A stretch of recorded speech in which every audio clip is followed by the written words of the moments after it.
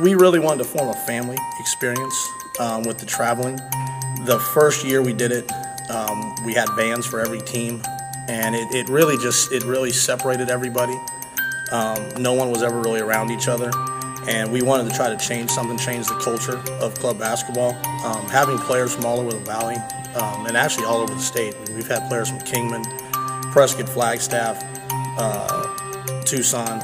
We want to try to bring players together that wouldn't normally have a chance to play together and understand, different cultures. I mean, kids from Scottsdale, kids from South Phoenix, kids from Tucson, kids from Flagstaff.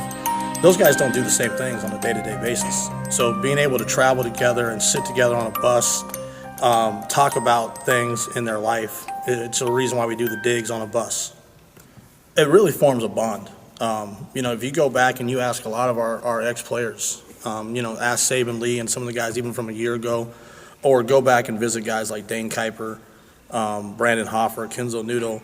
If you ask them what they miss, they miss those moments, those times on the bus, the times in the van, heading to games, the times in the hotel. Sometimes they remember those things a lot more than they remember, individual games or performances or even tournaments.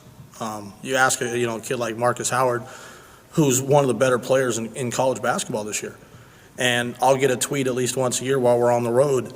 Man, I miss it, Coach. I miss traveling with you guys. I miss playing with the team. I miss my brothers. It's been great. I mean, my last team we were on small vans, and this year I'm on a charter bus, and I can actually stretch my legs out a little bit. It's kind of nice, but all the travel, we always do these things called digs, and that's where someone on the bus opens up about something personal in their life, and that just makes it feel more of a family as we put some time on the buses. Going on the bus is really fun, actually. It's not just sitting and having your headphones in the whole time. You're actually talking to everybody on the bus and everything. I mean, we do these tournaments for the teams to bond. What better way to bond is when you're on a charter bus, a nice charter bus. You're comfortable for 4 to 6 hours traveling. And for me, it's great because I get to bring along my 9-year-old son who's loving the experience. We all travel together, rooms are on the same floors, you see everybody as you're going by, hey, how are you, all the time. Just seeing people on different levels, not just your team, but through the whole program, you're seeing. We're doing something different this year with some of our teams, and that's, I've had the experience of going to certain places for basketball. The first time I ever went to New York was for basketball, and I got to see the airport, the rental car, the hotel, and the gym. And, you're in New York and you didn't see anything else. So now with these trips to Boston, Atlanta, Chicago, we've made a point of going a day early, where we have a full day to actually experience the city and the culture. And we want guys to see something. So they come back, because at the end of the day, a gym looks the same in New York or in Arizona. Same with Boston. But if they can experience some of the other stuff, the culture of the city, it's another story to tell. What goes on in the rooms? What are you guys doing? In the rooms, normally we'll order pizza or something like that. We'll be watching movies, watch the playoffs. We just chilling, be on our phones, Snapchat, all that. Once we get there, if we have downtime, we're playing 2K, normally hanging out with our team, just getting to know each other. Just playing dumb games and messing around. My team has brought an Xbox. They had a Madden tournament last week. They had a FIFA tournament this week.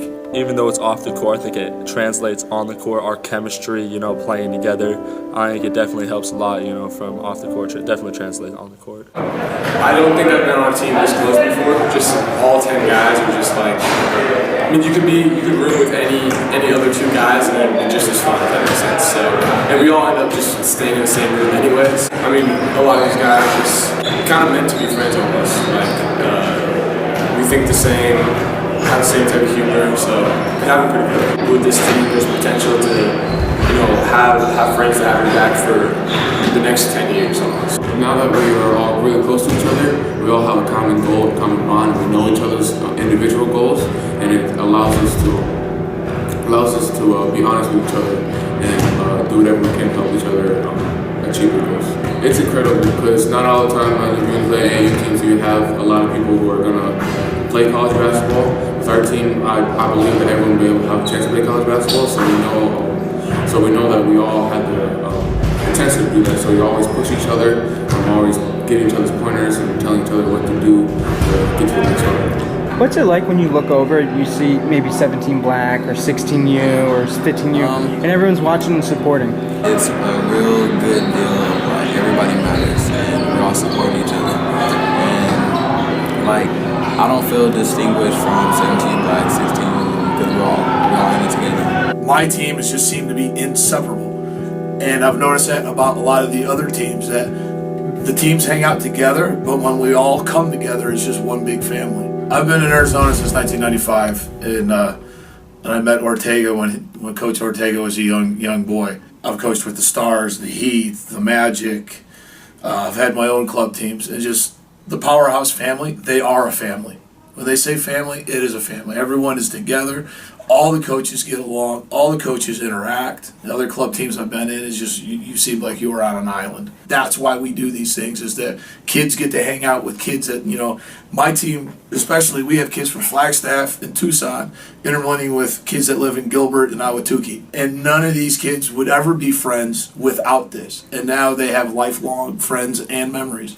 It's crazy because, like I said, I see them on social media, but now, they friends with me now for hopefully for the long run, after college. I'm really grateful for Powerhouse, so I know I know a lot more people because I just moved to Arizona recently, so this helps me build more friendships. What do you hope your guys and some of the other guys in the program get out of this experience at the end of the summer, besides scholarships, being a better basketball player, that kind of thing? It's all about life lessons, because the way that you are on the basketball court is the way you're going to be in life. If you're lazy and you half step it on the basketball court, you're going to do it in real life. And these kids learn, hey, on these weekends, if they don't have family here, they got to learn how to budget their money. Some of them may only have $60, $80 for a weekend, where you go to California where a bottle of water costs $5.